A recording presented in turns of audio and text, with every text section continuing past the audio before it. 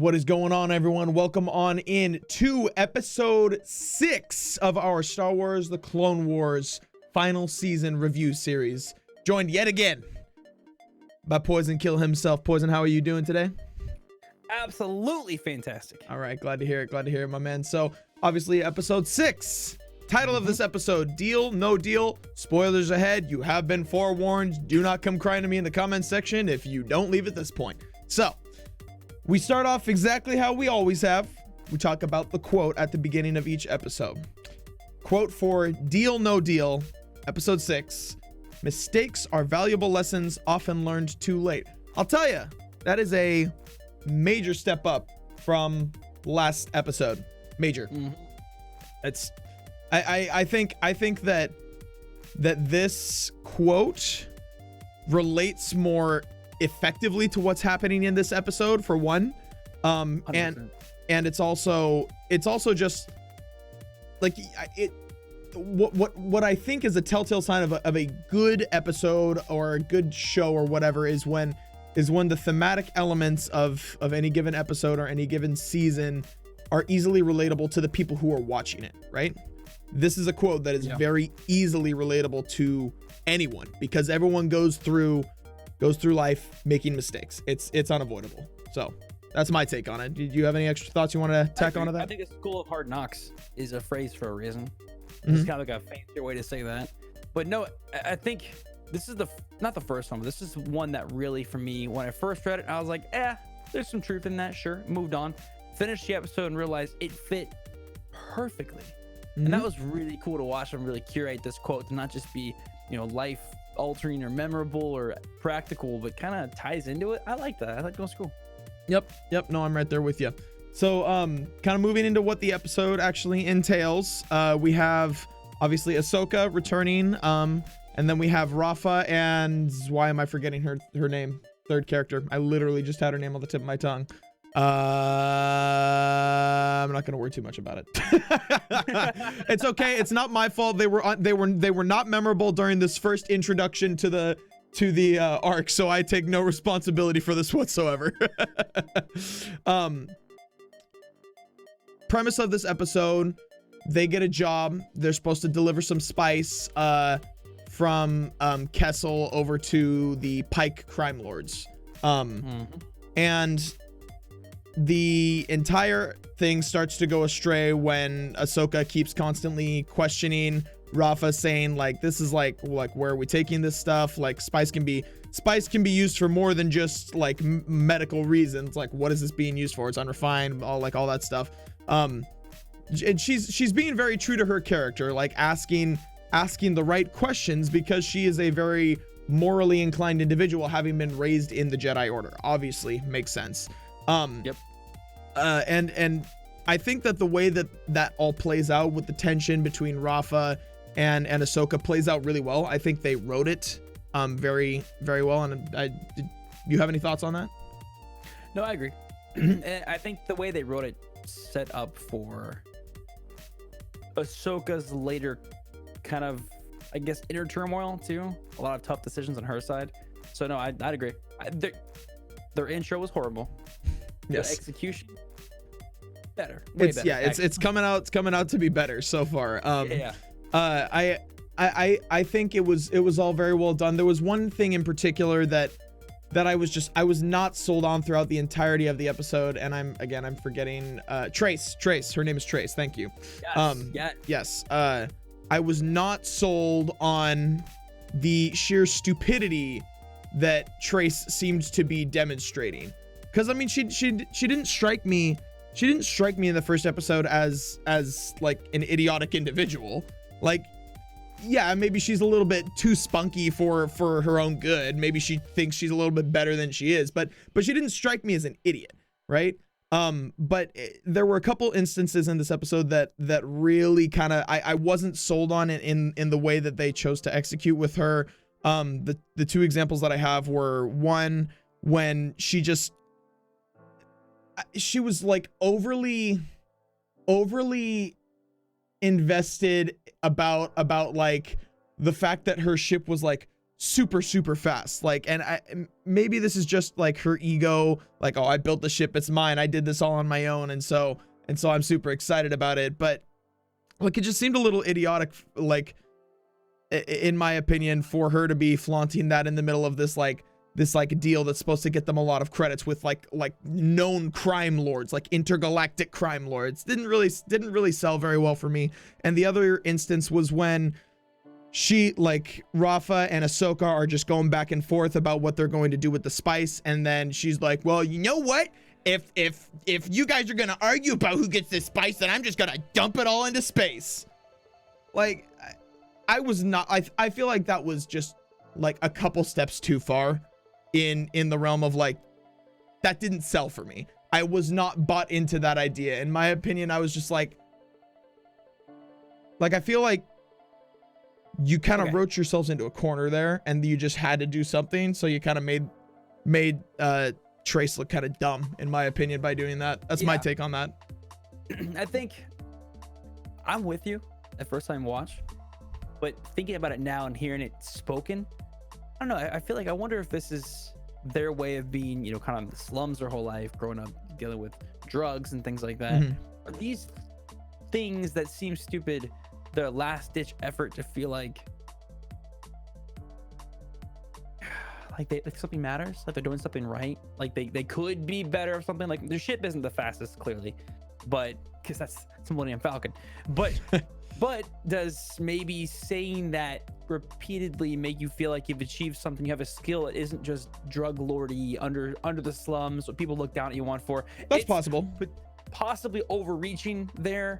But Clone Wars has been known to sow some deep stuff, so maybe. That's true. There was there was one other thing that happened, and I just had it on the tip of my thoughts, but I just lost it, so we're not going to worry about that. All right, the general's always got a lot of stuff going on in his brain, thinking about 10 different things at the same time. All right, we're just going to move on. Okay. I really like the way that they chose to, like again, mistakes are valuable lessons often learned too late. I think that ties into both the mission that Rafa chose to take for her sister and Ahsoka as well, but it also, like, in the way that like Ahsoka used like the mind trick on the Pike dude. I mean, you could probably relate it to that as well, in my opinion. I think it works. I think a lot of it fits to Ahsoka. Obviously the drug stuff, right? Is it going to be used for medicine, or is it going to be recreationally?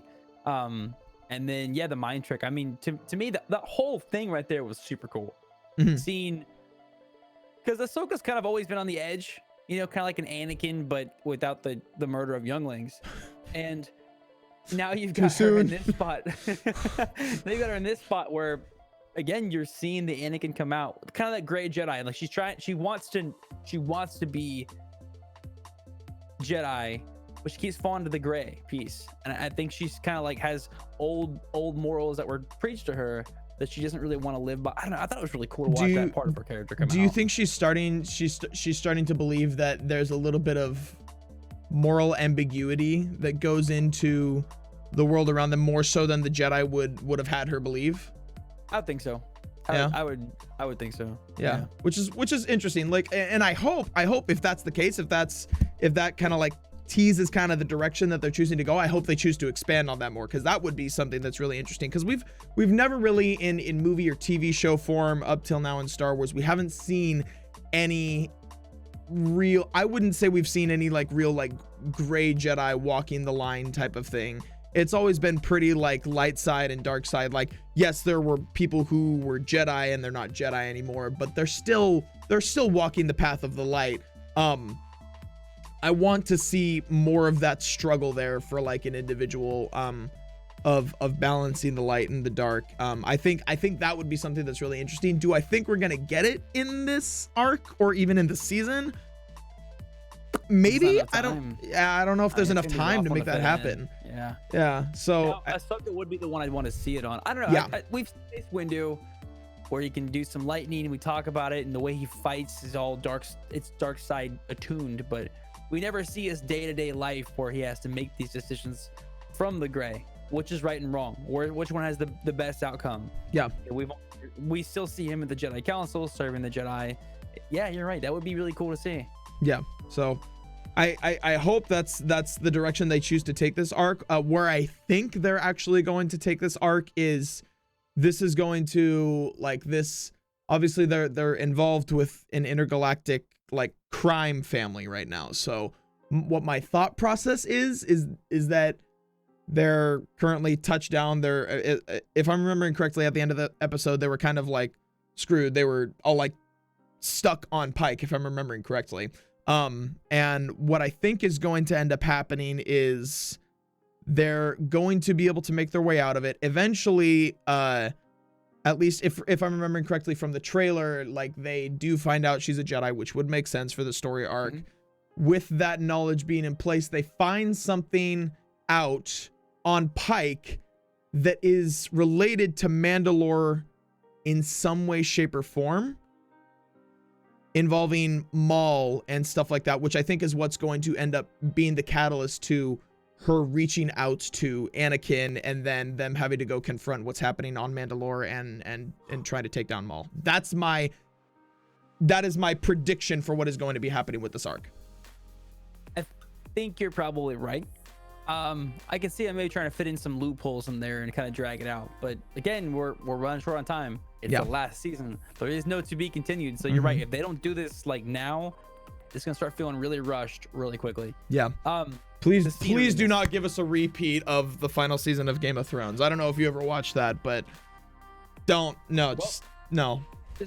Just watch 1 through 7 and then the Cliff Notes for 8. Save yourself many hours. Yeah. The scenery in this one, when they're flying the Silver Angel and they're landing on planets. Oh yeah. Watching, gorgeous, dude. And much back like earlier, we saw the flying droids, like some of that really just pretty cinematic. The combat's always really pretty. Yep.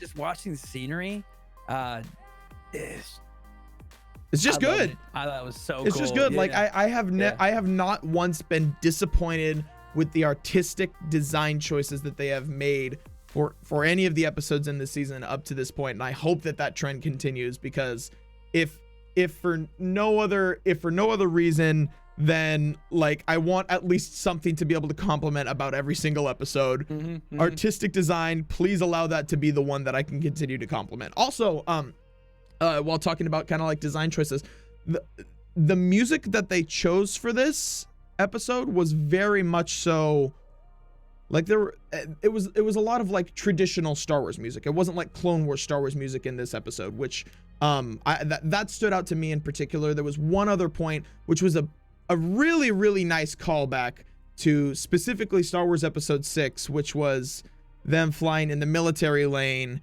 and as they go past, Anakin's like, who's on that ship?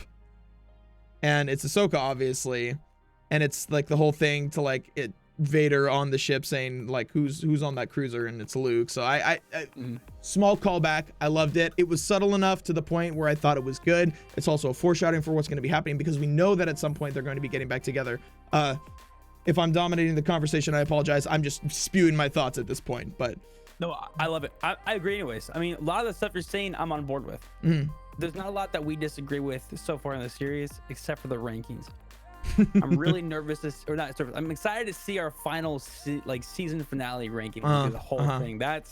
And remember, like I give all my ratings based on like if I'm giving something a 6, it is average. All right. 5 is below average, and then if you're 4 or lower, like you're just worse and worse and worse. Obviously, those are the episodes you skip when you rewatch the series. yeah. And then if I'm giving something a 10, 10 in my opinion is, I loved everything about this episode. Everything was perfect. I would not change a thing.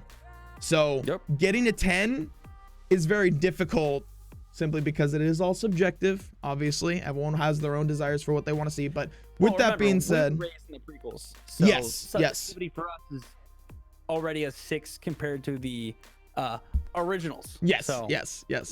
So with that being said, I kind of want to let you go ahead and rate this one first. What is your rating for this episode? Episode 6, Deal No Deal. What do you rate it as? I'm going 8, man. Here's why. It was so cool to watch Ahsoka do the Jedi mind trick, and then have that sense of regret. Mm-hmm. Like have that cheesecake on the table, and you shouldn't have a slice. You go for a small slice, but you end up having the whole slice. We've all done it, you know. And if you're like me, then half the cake is gone. Oh, sorry, party. Kind of crashed that one. Yeah. Just watching that on her face was just so cool. I loved that. I like to see some of the, as people find out she's a Jedi and she's kind of easing her way back into the main storyline. I love that. The scenery again, the imagery, like I said, the art choices, the stylistic design of the whole thing, just beautiful. And then seeing some more story being in there with Jedi, which is what I mentioned way back that I wanted more of that. Again, we're getting more of it again.